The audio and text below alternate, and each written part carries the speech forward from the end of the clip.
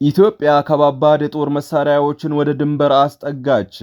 በጀዋር መሐመድ ጠቅላይ ሚኒስትርነት ከስምምነት ላይ ተደርሷል ተብሏል። መጽሔታችን ሰፋ ያለ ዘገባ ይዛለች። በትግራይ ክልል አደገኛ የተባለ ግጭት ተፈጥሯል፣ እንዲሁም በኢትዮጵያና ኤርትራ የሚደረገው ጦርነት አይቀርም ሲሉ አንድ የቲዲኤፍ ጄኔራል ተናግረዋል። በስፋት እንቃኘዋለን። ዛሬ በእንግድነት ወደ ቤታችን የመጣችሁ እንኳን ደህና መጣችሁ ብለናል። ጥበብ ሚዲያ በጋዜጠኞች የተመሰረተ ሐቀኛና ተአማኒ መረጃዎችን የሚያደርሳችሁ ሚዲያ ነው። ሰብስክራይብ በማድረግ የደወል ምልክቷን በማብራት የቤቱ አባል ትሆኑ ዘንድ በአክብሮት እንጠይቃለን። ላይክና ሼርም አይረሳ።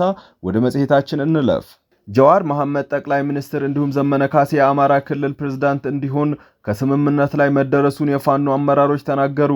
ሰሞኑን በማህበራዊ ሚዲያ የፋኖ አመራሮች ታጣቂ ኃይላቸውን ሰብስበው በተለያዩ ወቅታዊ ጉዳዮች ላይ ሲያወያዩ በተቀረጸ ቪዲዮ ከኦነግ ሸኔ ጋር ባደረጉት የሰላም ውይይት ጀዋር መሐመድ ጠቅላይ ሚኒስትር እንዲሁም ዘመነ ካሴ የአማራ ክልል አስተዳዳሪ እንዲሆኑ ከስምምነት ላይ ተደርሷል ሲሉ ተመልክተናል። ፋኖና ሸኔ አብረው ለመስራት መስማማታቸው መናገራቸው የሚታወስ ነው። ራሱን የኦሮሞ ነጻነት ሰራዊት በሚል የሚጠራው ታጣቂ ኃይል አዛዥ ጃልመሮ ወይም ድሪባ ኩምሳ ከፋኖ እንሰራለን ብለዋል። የአማራ ፋኖ በጎጃም ምክትል ኃላፊ አስረስ ማሬ ከኦነግ ሸኔ እንሰራለን ማለታቸው የሚታወስ ነው። ጃልመሮም ይሁን አስረስ ማሬ የስምምነታቸውን ዝርዝር ከመናገር ተቆጥበው ነበር። ሰሞኑን በተሰራጨው ቪዲዮ የተመለከትነውም የስምምነቱን ዝርዝር ሁኔታዎች ያስረዱ እንደሆነ ነው የተነገረው።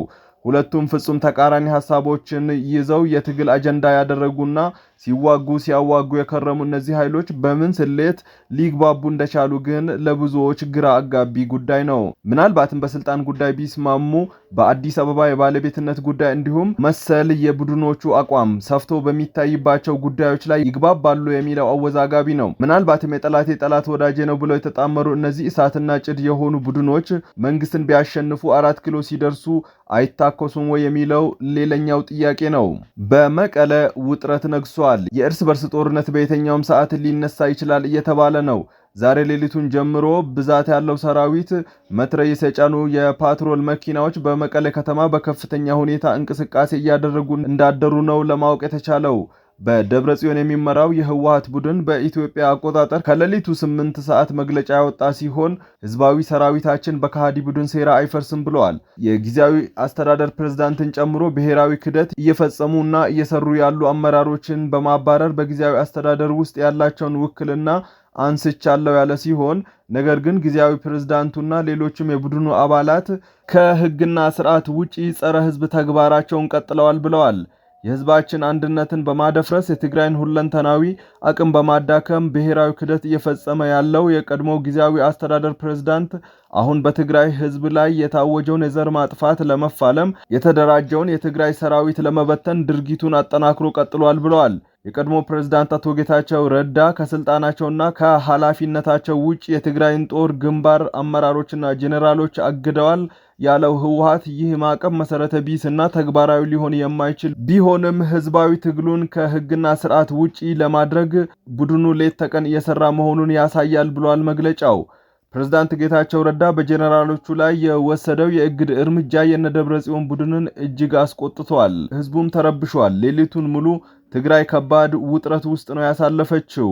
የጊዜያዊ አስተዳደሩ በ3 ጄኔራሎች ላይ ያሳለፈው የእግድ ውሳኔ ተቋማዊ አሰራርንና ህግን ያልተከተለ ነው ሲል የክልሉ ሰላምና ጸጥታ ቢሮም ተቃውሞታል። የክልሉ ሰላምና ጸጥታ ቢሮ በትግራይ ክልል ጊዜያዊ አስተዳደር ፕሬዝዳንት አቶ ጌታቸው ረዳ በክልሉ በተለያዩ ግንባሮች አዛዥ መሆናቸው የተገለጹ 3 ጄኔራሎችን ሜጀር ጄኔራል ዮሐንስ ወልደ ጊዮርጊስ፣ ሜጀር ጄኔራል ማሾ በየነ፣ ብርጋዴር ጄኔራል ምግበይ ኃይለ በጊዜያዊነት ማገዳቸውን አስታውቀዋል።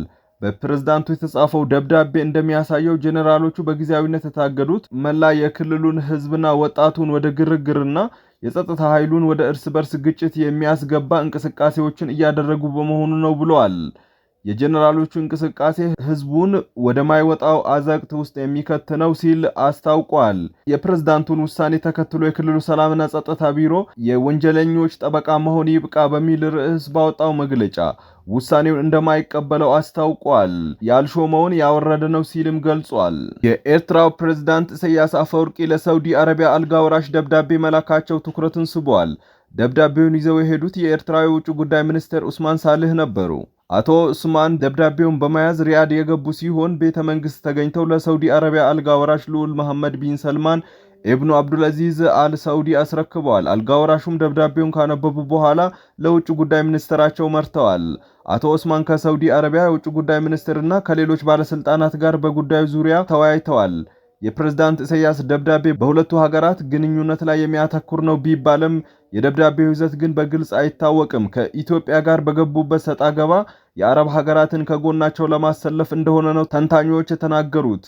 ሳውዲ አረቢያ በአረብ ሊግ አባል ሀገራት ተሰሚነት ያላት በመሆኗ በኢትዮጵያ ተጽዕኖ ለማሳደር እንደሆነ ነው የተገለጸው። ኤርትራ የኢትዮጵያን ሉዓላዊ ግዛት በህገወጥ መንገድ በመውረር ሰብአዊ መብት ጥሰት እየፈጸመች መሆኑን ጠቅሰው የአውሮፓ ህብረትና የተባበሩት መንግስታት ድርጅት ለቃ እንድትወጣ ማሳሰቢያ ቢሰጧትም አሻፈረኝ በማለት በዛላምበሳ በኩል ዘልቃ ግዛቷን እያስፋፋች ትገኛለች። በተቃራኒው ኤርትራ ኢትዮጵያውያን ሊወሩኝ ዝግጅት እያደረጉ ነው እያለች እየከሰሰች ትገኛለች። ለሳውዲ አረቢያ በላኩት ደብዳቤም ይህንን ሐሳብ በማንሳት ኢትዮጵያን መክሰሳቸውን ለጉዳዩ ቀረቤታ ያላቸው ተንታኞች ተናግረዋል። ሁለቱም ሀገራት ድንበር አካባቢ የሚታየው አስፈሪ ድባብ ምድር አንቀጥቅጥ የሆነ ጦርነት ሊከሰት ይችላል የሚል ፍራቻ አሳድሯል። አንደኛው አካል አነስተኛ ጥፋት ቢፈጥር ጦርነቱ ሊፈነዳ ይችላል። ሁለቱም ሀገራት ድንበር አካባቢ ጠንካራ የተባለውን መከላከያ ሰራዊታቸውን አሰማርተዋል። ኢትዮጵያ አለኝ ብላ የምትተማመንበት ሰራዊቷን በአሰብ ትይዩ ወደ ቡሬ ግንባር አሰማርታለች። ኤርትራም በፊናዋ በደቡባዊ ኤርትራ ወይም በሰሜን ትግራይ ጠንካራ ያለችውን መከላከያ ሰራዊቷን አሰማርታለች። ሁለቱም ሀገራት ጠንካራ የመከላከያ አቅም አለን እያሉ ኃይላቸውን በማሳየት ተጠምደዋል። በተያያዘም ጀነራል ጻድቃን ገብረትንሳኤ በኢትዮጵያና በኤርትራ መካከል በማንኛውም ቅጽበት ጦርነት ሊነሳ ይችላል በማለት አስጠንቅቀዋል። የትግራይ ክልል ጊዜያዊ አስተዳደር ፕሬዝዳንት አቶ ጌታቸው ረዳም በኢትዮጵያና ኤርትራ መካከል በግልጽ የሚታይ መቃቃር አለ። የእኔ ስጋት ይህ ከቃላት አልፎ ወደ ጦርነት እንዳይሻገር ነው ብለዋል። ጦርነቱ ለቀጠናው ዳፋ እንደሚሆን ጀነራል ጻድቃን በእንግሊዝኛ ባስነበቡ ጽሑፋቸው አስታውቀዋል። በሁለቱም ሀገራት መካከል የሚደረገው ጦርነት በሁለቱም ወገኖች እንደሚባለው አጭርና ወሳኝ እንደማይሆን ነው የገለጹት። ጀነራል ጻድቃን ለቀጠናው አውዳሚ እንደሚሆንም ጠቅሰዋል። ጦርነቱ ሲያከትም አሁን የምናውቀው የአፍሪካ ሀገራት ጂኦግራፊ ይለወጣል። በአፍሪካ ቀንድና ቀይ ባህር አሻግሮ ጉልህ የፖለቲካ አስተላለፍ ለውጥ ያስከትላል ብለዋል። በትግራይ ጊዜያዊ አስተዳደር ውስጥ በምክትል ፕሬዝዳንትነት ማዕረግ ያልተማከለ አስተዳደርና የዴሞክራታይዜሽን ካቢኔ ሴክሬታሪያት ኃላፊ የሆኑት ሌተናንት ጀነራል ጻድቃን ገብረትንሳኤ በኢትዮጵያና በኤርትራ መካከል የሚቀሰቀሰው ጦርነት በሱዳንና በቀይ ባህር ደህንነት በቀጥታ ተጽዕኖ ያሳድራል ብለዋል። በጦርነቱ ማዕከል የምትሆነው በደንብ የሰለጠነ ልምድ ያካበተ ከፍተኛ ወታደር ቁጥር ያላት ትግራይ ናት ሲሉም አክለዋል። በኢትዮጵያና በኤርትራ መካከል ያለው ግንኙነት መሻከር ከጊዜ ወደ ጊዜ እየተባባሰ መጥቶ በቅርብ ሳምንታት ውስጥ የግጭት ስጋት እንዳለ ከተለያዩ አቅጣጫዎች ሲሰማ ቆይተዋል። ያለው ነገር እየተፈጠረ ስለሆነ ከፋኖም ከኤክሌም ጋር ግንኙነት ጀምሯል የሚባል ነገር ብዙ ነው ብለዋል ጀነራሉ። ጊዜያዊ አስተዳደሩ ከፌዴራል መንግስት ጋር ያለው ግንኙነት ተፈናቃዮችን መመለስን የሚመለከት ነው ያሉት አቶ ጌታቸው ረዳ ኤርትራን የማጥቃት አጀንዳ ማንሳት አልችልም፣ ግን የማይቀር ነገር አለ። የኢትዮጵያና የኤርትራ መንግስት ግጭት ውስጥ ከገቡ በጸሎት ብቻ እንደማንድን አውቃለሁ ሲሉ አክለዋል። ዓለም አቀፉ ማህበረሰብ ትኩረት በዩክሬን በመካከለኛው ምስራቅና በዲሞክራቲክ ሪፐብሊክ ኦፍ ኮንጎ ላይ በሆነበት በዚህ ወቅት የሚነሳ ጦርነት የሚያስከትለው ጉዳት ከፍተኛ እንደሚሆን ጀነራል ጻድቃን ተናግረዋል። የጦርነቱን ውጤት የሚወሰነው እንደ ዩናይትድ አረብ ኤምሬትስ፣ ሳውዲ አረቢያ፣ ኢራንና ግብጽ እንዲሁም ቱርክ ባሉ ሀገራት እንደሚሆን በጽሑፋቸው ጠቅሰዋል። የትግራይ ክልል ጊዜያዊ አስተዳደር አቋም የፕሪቶሪያውን ሰላም ስምምነት ማስጠበቅ መሆኑን ጀነራል ጻድቃን ገልጸው ስምምነቱ አደጋ ውስጥ በመውደቁ የኢትዮጵያ መንግስትና ዓለም አቀፉ ማህበረሰብ ጣልቃ ገብቶ ሌላ አውዳሚ ጦርነት ያስቁም ሲሉ አሳስበዋል። ውድና የተከበራችሁ የጥበብ ሚዲያ ቤተሰቦች የዛሬዋ መጽሔታችን በዚህ ተጠቃላለች። ከኛ ጋር ስለነበራችሁ ከልብ አድርገን እናመሰግናለን። ጥበብ ሚዲያ በጋዜጠኞች የተመሰረተ ሙያዊ ስነ ምግባርን አክብሮ ተአማኒ መረጃዎችን የሚያደርሳችሁ የመረጃ ምንጭ ነው። ቤቱን ሰብስክራይብ በማድረግ የደወል ምልክቷን በማብራት የቤቱ አባል ትሆኑ ዘንድ በታላቅ አክብሮት እንጋብዛለን። ላይክ እና ሼርም አይረሳ። ሰላም።